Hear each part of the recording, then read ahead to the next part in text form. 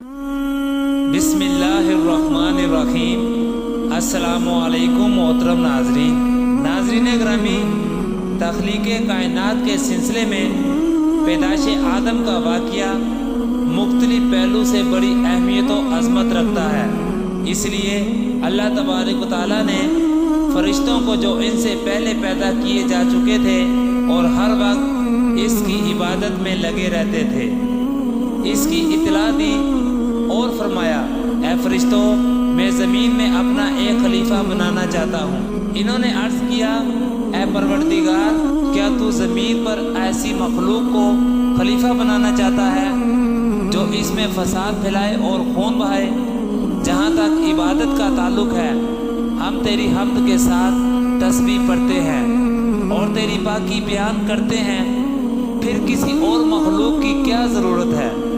अल्लाह ताला ने फरमाया, बेशक इसकी ज़रूरत और मसलियत जो कुछ मैं जानता हूँ तुम नहीं जानते।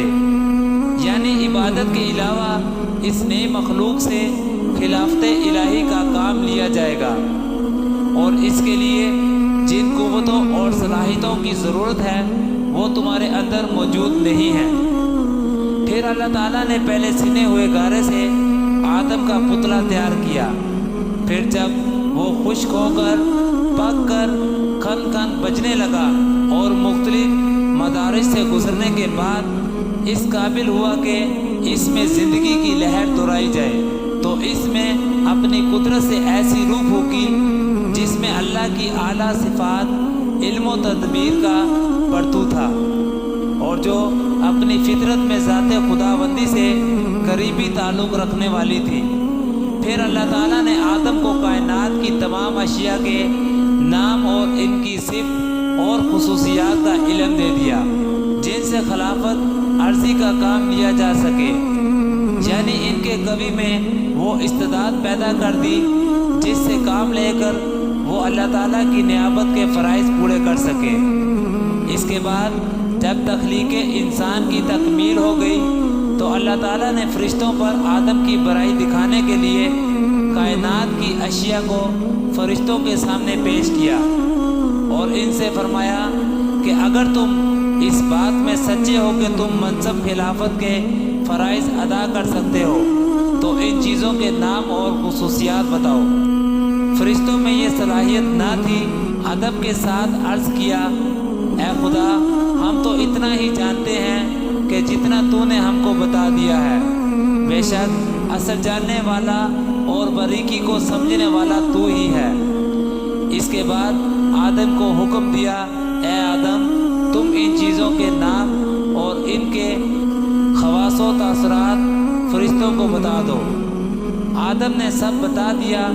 इसके बाद अल्लाह ताला ने फरमाया कि मैंने तुमसे ना कहा था कि मैं आसमानों और ज़मीन की टुकी छुपी चीज़ों को खूब जानता हूँ और जो तुम जाहिर करते हो और जो छुपाते हो इसे भी खूब जानता हूँ। जब इस तरह फ़रिश्तों पर आदम की बर्तरी और इनका इस्तकाके मनसब खिलाफत वाज़ेह हो गया तो अल्लाह ताला ने फ़रिश्तों को हुक्म दिया कि आदम के सामने बतौर ताज़ीम व एहतराम झुक जाएं। फ़रिश्तों ने फ़ौरी हुक्म खुदाबंदी की तामील की, सिवाय शैतान के वो न झुका और इसने इनकार किया और गुरूर किया और वो काफरों में से हो गया। शैतान फ़रिश्तों के गुरोह से अपनी असली तख्लीक की वजह से ना था, वो जिनों के गुरोह में से था जिनकी पैदाइश आग से की गई थी, मगर कसरत इबादत की वजह से फ़रिश्तों के गुरोह में शामिल हो गया था। इसीलिए इसे फ़रिश्तों के साथ आदम के सामने झुकने का हुक्म दिया गया, मगर आखिर वो असल फितरत की तरफ लौटा। आग का खासा गर्मी, तेज़ी, बुलंदी और तबाह करना है।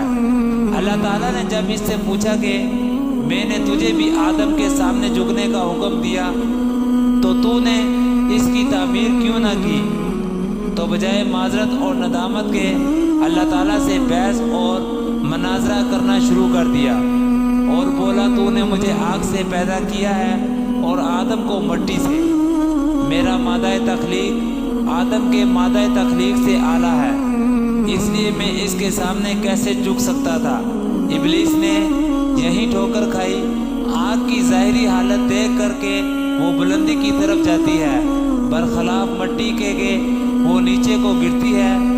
इसने आग को मट्टी से बेहतर समझा। हालांकि मट्टी के खसाइस में से आजिज़ी और फरूतनी, तवाज़े और मतानत है, और इबरियत जो मखलूक की असल खूबी है, इसकी तामीर इन्हीं औसाफ से होती है। इस पर अल्लाह ताला ने फरमाया, तू जन्नत के इलाके से निकल जा, यहाँ तुझे अकरने और तकब्बर करने का हक नहीं। बारगाह रब्बुल इज़्ज़त में अकर रहा है। जन्नत में खुदा की वही मखलूक रह सकती है जो मस्कीन और मनकसर अलमजाज और खुदा की पूरी अताअत गुजार और फरमाबरदार हो।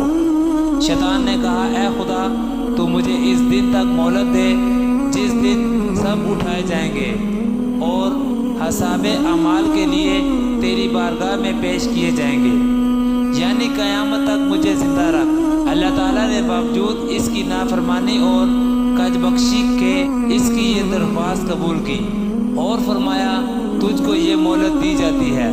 इसके बाद शैतान ने कहा, मैं भी औलाद आदम की ताक में तेरे बताए हुए सीधे रास्ते पर बैठूंगा और फिर इनको बहकाने और अगवा करने के लिए इनके आगे से, पीछे से और दाएं बाएं से आऊँगा, यानी इनको हर तरफ से घेरूंगा और इन्हें सीधे रास्ते से हटाने की कोई कोशिश न छोड़ूंगा। और नतीजा ये होगा कि तो इन औलाद आदम में से अक्सर को शुक्रगुजार और अपना फरमाबरदार ना पाएगा। अल्लाह ताला ने फरमाया, ऐ शैतान, तू जो चाहे करना, जन्नत में से तू ज़लीलो ख्वार होकर निकल। औलाद आदम में से जो तेरी अताअत करेगा, मैं इन सब से जहन्नम को भर दूंगा।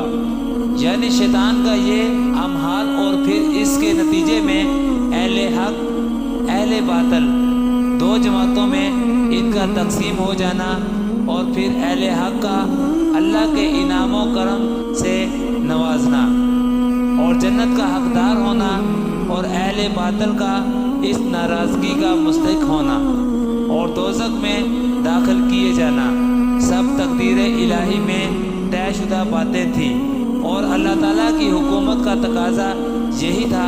बाकी इन बातों का सदूर व ज़हूर मज़कूरा बाला सूरत से हुआ। अगर गौर किया जाए तो तख्लीक आलम और इसके नज़्म व नक्श से मकसूद ये है कि अल्लाह ताला की कुदरत कामला और इसकी सफ़ात आलिया का ज़हूर हो और इसकी मार्फत कामला लोगों को हासिल हो।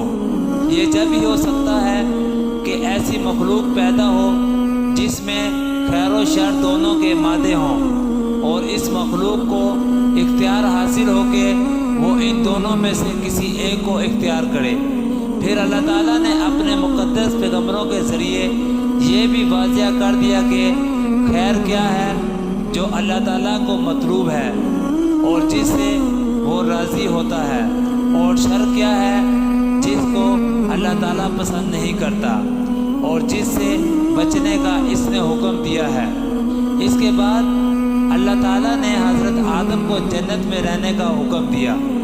नाज़रीन ग्रामी, वाक़ये का बाकिया हिस्सा इंशाअल्लाह हम अपनी अगली वीडियो में लेकर आपकी खिदमत में हाजिर होंगे। आपसे गुजारिश है कि हमारे चैनल को लाइक, शेयर और सब्सक्राइब करें और साथ लगे घंटी के बटन को दबाएं ताकि हमारी हर आने वाली वीडियो आप तक बआसानी पहुंच सके। अल्लाह हाफिज़।